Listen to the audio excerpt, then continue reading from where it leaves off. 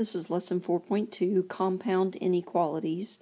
The objective is to solve and graph compound inequalities. And there's two types of compound inequalities. You'll see some that say and between the two inequalities.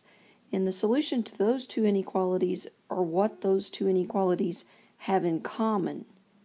And then you'll see some inequalities that say or, and those inequalities, the solutions are all of those possible solutions of the two inequalities. So not what they have in common, but everything that's possible. So we'll look at some examples of both of those. So let's look here at example number 1. It says x is greater than -3 and x is less than 3. So since this says and, the solution is what the two inequalities have in common. And we've got to graph this to figure out what they have in common. So I'm going to graph both of these. So x is less than -3. Remember, we're going to put an open circle around -3 and shade everything to the left. And then x is less than 3. I'm going to put an open circle around 3 and again shade everything to the left. Now what they have in common is just this part right here. That's where the two inequalities come together. So what they have in common is that x is less than -3. So that's my answer. Now let's look at number 2. 5x plus 3 is less than or equal to -7, and 4x is less than or equal to 0. So we're going to have to solve both of these inequalities first, graph them, and then see what they have in common because of this word and. So let's start with the first inequality. I'm going to start by moving my 3 over to the right side and making it -3. So I have 5x is less than or equal to -7 plus -3. So 5x is less than or equal to 10. Now I'll divide both sides by 5. So x is less than or equal to -2. Now remember, I don't reverse the inequality because I divided by a positive number, even though the 10 was negative. Now let's solve the other inequality. So I just have 4x is less than or equal to 0. So all I need to do here is divide both sides by 4. So when I divide both sides by 4, I get x is less than or equal to 0. Now we need to graph both solutions and find out what they have in common, since this is an and compound inequality. So we'll start with our first inequality here. We've got x is less than or equal to -2. So that means I'm going to have a closed circle around -2, and then I'm going to color everything to the left. Then I'll graph x is less than or equal to 0 in a different color. That means I'm going to have a closed circle around 0, and then again color everything to the left. And where the two colors come together is just this part right here. So that's where x is less than or equal to -2. So that's the answer to this compound inequality. So another way that compound inequalities can be written is we can have this where we've got the variable expression in the middle, x minus 7, and x minus 7 can be less than 13, but it could also be greater than 3. Now the reason I say greater than is because this shows less than, but 3 is less than x minus 7. So that means x minus 7 could be greater than 3. So to solve this, you actually need to do both of them. You're going to add 7 over here, so we really have two inequalities here. But we're also going to add 7 to the other side also, because these are two separate inequalities. So I'll have also 3 plus 7 on the other side. So this is our solution right here. Now the graph of our solution, let me show you what that looks like, but just to read the solution, x can be less than 20, but x can also be greater than 10. The reason it's greater than, again, is because if 10 is less than x, so if we're reading it this way, if 10 is less than x, that's the same thing as x being greater than 10. Now let me show you the graph of this solution. So I've got a number line here that I've counted by 2's on. So I'm first going to graph that x can be less than 20.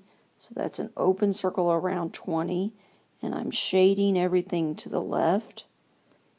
And then also x could be greater than 10. So that's an open circle around 10. And then I'm shading everything to the right. And remember, the solution for an and inequality is what the two have in common. So what they have in common is that x can be less than 20, but it has to be greater than 10. So this is the way that we write our solution. Okay, now let's look at number 6, and these are the or inequalities. So these solutions, remember, are not what the two inequalities have in common, but it's every possible solution. So let's graph both of these answers, and then you'll be able to see all of the possible solutions. So if I graph both of these inequalities, starting with x is less than 3, I would put an open circle around 3, shade to the left.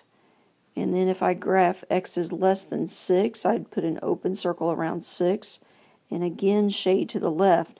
Now if this was an and inequality where they would what they would have in common is that x is less than 3.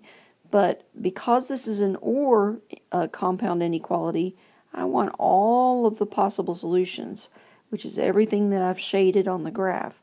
So the solution to this is x is less than 6. That's all of the possible solutions. Now let's take a look at number 8. X is greater than 5 or x is less than 10. So let's graph both of these. So if I graph x is greater than 5, that would be an open circle around 5 and shade everything to the right. And then if I graph x is less than 10, that would be an open circle around 10, and then I would shade everything to the left. And if you notice, remember, because of this word or, we want every possible solution. Well, if you notice, the whole number line is colored in. So that means that the solution to this is all real numbers.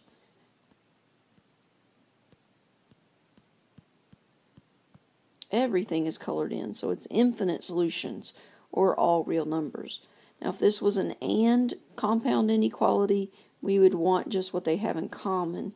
But because it's an or, that means everything gets included, and in this case, the whole thing is shaded in.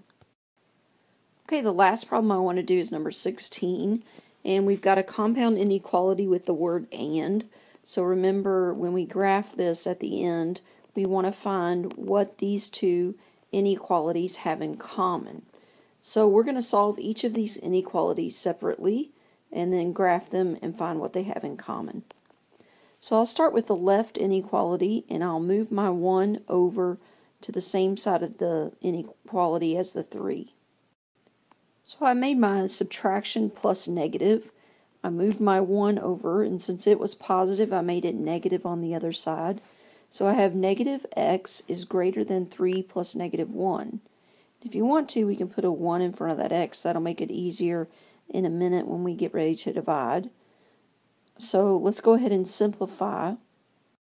So I've got negative 1x is greater than 2. Now let's divide both sides by negative 1. So remember, when you divide by a negative, you have to reverse the inequality. So negative 1 divided by negative 1 is positive 1. So I've got positive 1x. Then I'm reversing the inequality to make it less than. And then 2 divided by negative 1 is negative 2. So I've got x is less than negative 2. Now let's solve the other inequality. First thing I'll do is move my positive 1 over with the 7 and make it negative 1. So I have 2x is greater than or equal to 7 plus negative 1. Now let's simplify. So 7 plus negative 1 is 6. So I've got 2x is greater than or equal to 6. Now I'll divide both sides by 2. So when I divide both sides by 2, I've got x is greater than or equal to 3. Now let's graph these two inequalities, and find out what they have in common since we have an and compound inequality. So we'll start by graphing our first inequality. X is less than -2. So that means an open circle goes around -2. And we're going to color everything to the left. Then x is greater than or equal to 3. That means we put a closed circle around 3. And we would color everything to the right. Now remember, because this is an and compound inequality, we want what these two solutions have in common, and they don't have anything in common. So the answer here is no solution.